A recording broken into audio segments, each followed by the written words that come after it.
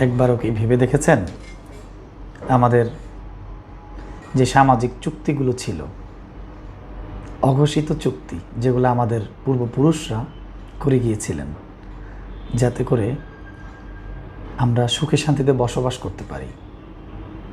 চুক্তিগুলোর মধ্যে অন্যতম হচ্ছে আমরা বড়দেরকে সম্মান করব, ছোটদেরকে স্নেহ করব, পাড়া মহল্লা কিংবা গ্রাম কিংবা এলাকার মুরব্বীদেরকে সম্মান করব এবং যে কোনো সময় যে কোনো পরিস্থিতিতে মুরব্বীদের পরামর্শ নেওয়ার জন্য মুরব্বীদের কাছে যাব।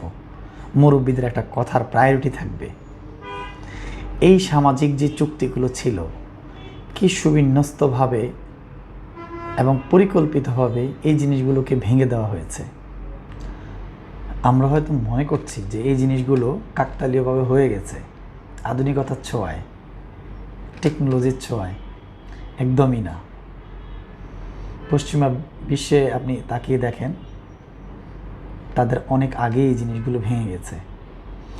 পৃথিবীতে যেই দেশগুলোতে এখনও এই সামাজিক রীতিনীতি, ধর্মীয় কৃষ্টি কালচার অবশিষ্ট ছিল, এগুলো পরিকল্পিতভাবে ধ্বংস করে দেওয়া হয়েছে। আমরা টেরই পাইনি গত 20 থেকে 30 বছরে আমরা আসলে কতটা অধঃপতনে নেমে গেছি। এই যে সামাজিক যে রীতিনীতি, জাতীয় ঐতিহ্য, কৃষ্টি কালচার, এই জিনিসগুলো বিশ্বায়নের নামে একেবারে নষ্ট করে দেওয়া হয়েছে। আমাদের এখন একটাই কালচার, আধুনিকতা।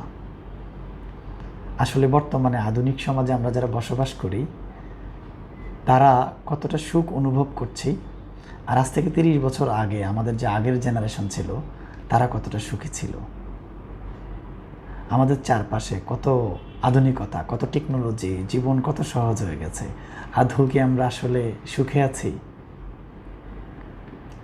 এই জিনিসগুলো আসলে আমরা বুঝতেই পারি না যে আসলে আমাদের সামাজিক অধঃপতন কোথায় গিয়ে ঠেকেছে, আমাদের অদক্ষতা, আমাদের অযোগ্যতা আসলে আমাদেরকে কোথায় নিয়ে যাচ্ছে।